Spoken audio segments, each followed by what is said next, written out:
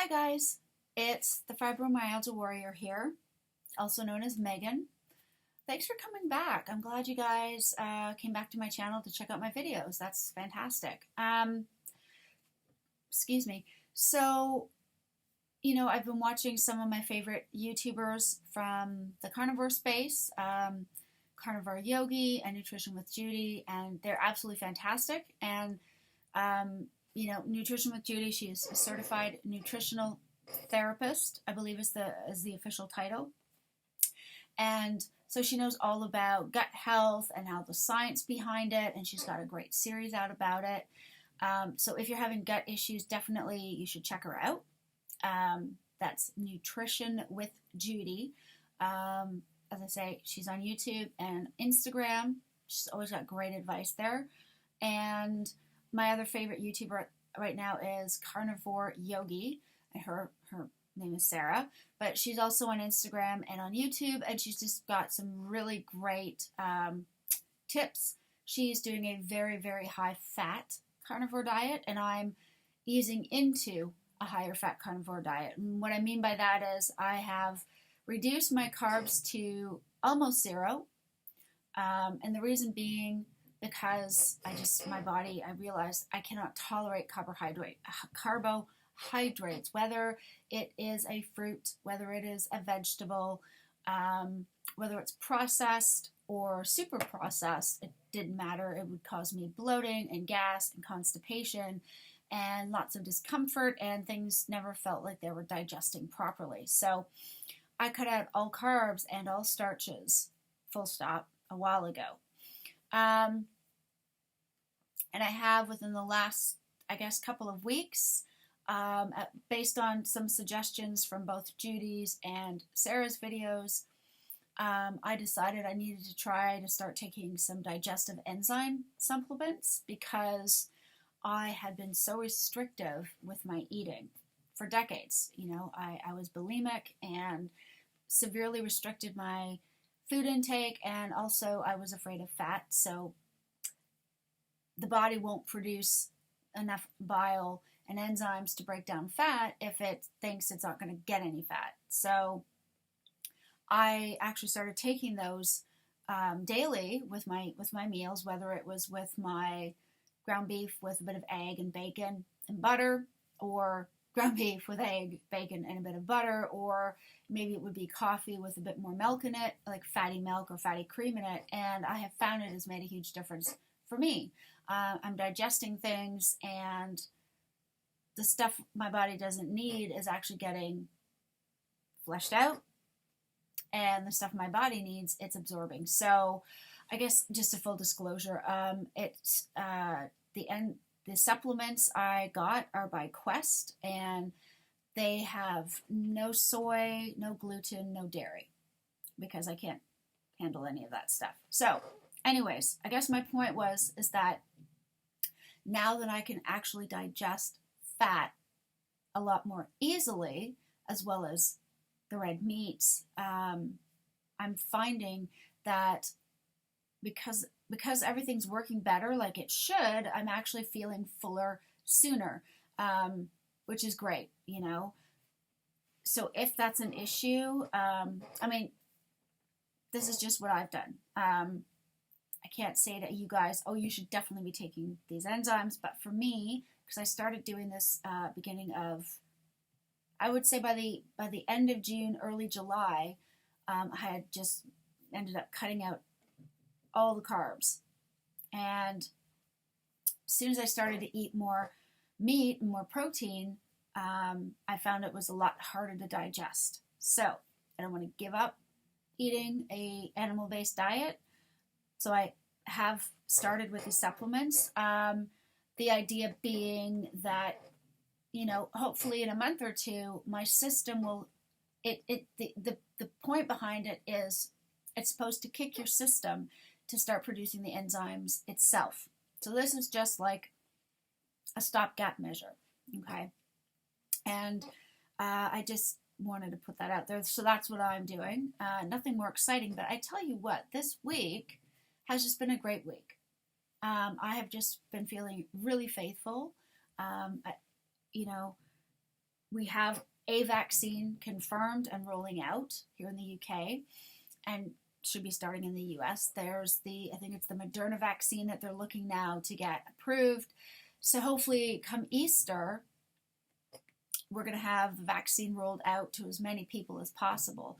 Now, I know that that means we still have to be careful. We have to still, practice our safe distancing and so on until, the COVID is gone completely.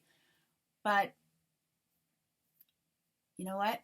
In the meantime, I don't have to worry about it. I know that God is taking care of us. He has created these super intelligent people with the big brains who have created these vaccines, who have figured out how to help us, protect us against this virus. They have created people he has created the people and given them the intelligence to develop the technology to actually test and bottle up and hand out vaccines. Because think about it, if this had happened 100 years ago, how many more people would have died? Nobody would have known how to make a syringe in a machine. It just, it was almost unheard of. If you go back to the turn of the century, you think about when the last massive influenza broke out around the world and how many people were wiped out because of it. Because they just didn't have the technology at the time. But I know that COVID will not last forever. I trust in God that it will be, if not completely eradicated, it will be controlled. And to the point where it will hopefully be no more harmful than the annual flu that goes around. So, sorry, that's my dog trying to get in. I guess I just wanted to share that with you guys. I know it's easy to lose hope. I know it's easy to lose faith during these times. But I think about how God created people who would then have the intelligence, say, with IT, to create platforms like Teams and Zoom and, Facebook Messenger and WhatsApp and all these other ways that people can still communicate virtually. I know it's not the same. I know that, especially coming up to the Christmas holidays, it's going to be a very different Christmas. But I guess I wanted to just say to you guys, I know it's hard. And maybe some of you have had loved ones come down and be sick with COVID. Or perhaps some of your loved ones may have even died from COVID. And please, I do not mean to be offensive in any way. I do not mean to upset you. I know that this will pass. And I truly am sorry if you have felt the impact of the death or the severe sickness of a loved one who has contracted COVID. Truly, my heart goes out to you. But this too shall pass. I know it doesn't feel like it. If you had asked me even a week ago, where I was definitely struggling a bit in my faith that we would finally be free of COVID, I would not have ever believed that the vaccine was actually coming. I wouldn't have, because I was doubting. However, I do believe God has shown me that He is working in the background. He is trying to get people to be united and work together and help each other and get rid of, or at least control, this virus, this terrible virus. I'm just grateful that through all of this, we still have a way of connecting to each other, even if it's virtual. I think my husband and I have probably obviously with lockdown, we have spent more time together and actually communicating than we have in a long time. And I see that even with our two boys. One's 17, one's 20, and obviously they're frustrated. The older one is trying to find work and he can't right now. The younger one is doing most of his college virtually. He can't really see his friends unless they're outside, and if the weather's been crappy, that doesn't work. But you know what? We have actually been able to come together as a family. And I never would have said that that was going to happen if you'd asked me that a month ago. I wouldn't have, because I couldn't see it. And that's when I had to realize that, well, in Hebrews, it says that faith is being sure of what we hope for and certain of what we do not see. Or in my case, what we can't see, because whatever the final plan is, it's not for me to know. But I do believe that God is working things out. He is trying to get people to work together, to be united, to help each other. And isn't that fantastic? If this pandemic was, say, anywhere but in the UK, would we as UK people be concerned? Would we even want to try to help or find ways to be supportive? Maybe not. Probably not, because it wouldn't feel like it affected us. But when something touches everybody, to me, it's incredible how so many people do try to come together and be supportive and help. And that is amazing. It would be great if we as people were programmed to be that caring all the time, but we tend to be very self-focused and selfish creatures by nature. And we are always given the choice to decide how we want to behave. So, unfortunately, it sometimes takes a tragic event or something like COVID to bring us together. But at least we're trying to come together and help each other.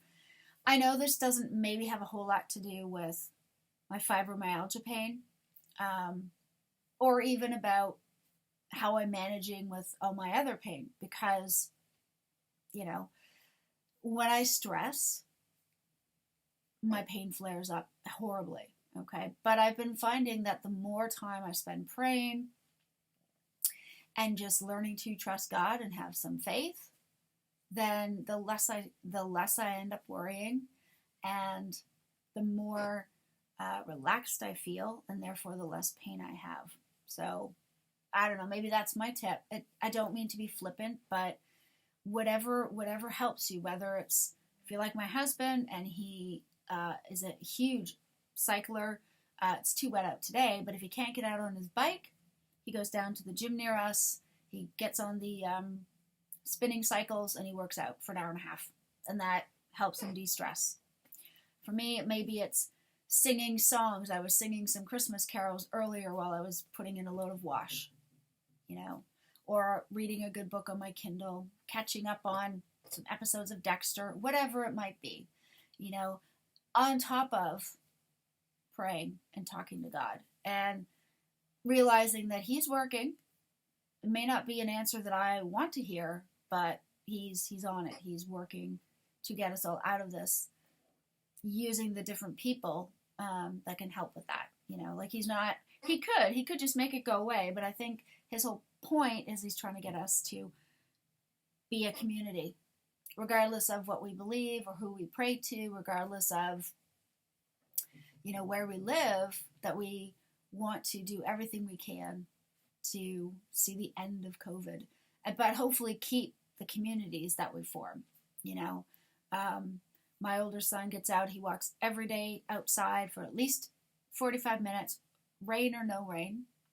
And that helps him to de-stress. He puts his headphones on, and his Bluetooth headphones, and he puts his music through them, and he takes off. My younger son either plays on his Xbox, or he tries to meet up with his friends outdoors if it's not too wet. That's what they do. For me,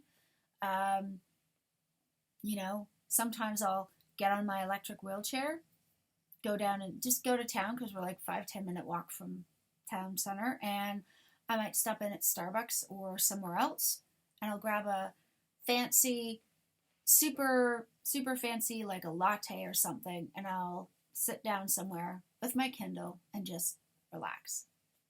That's what I like to do sometimes, just to de-stress. But hey, whatever works for you, I hope it helps.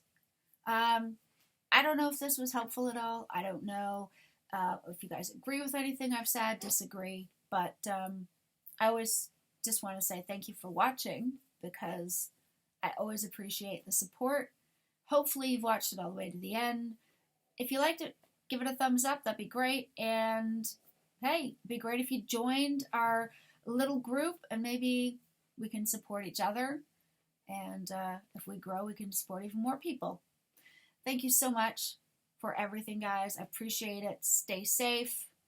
Try to stay healthy. And I'll see you guys in the next video. Bye.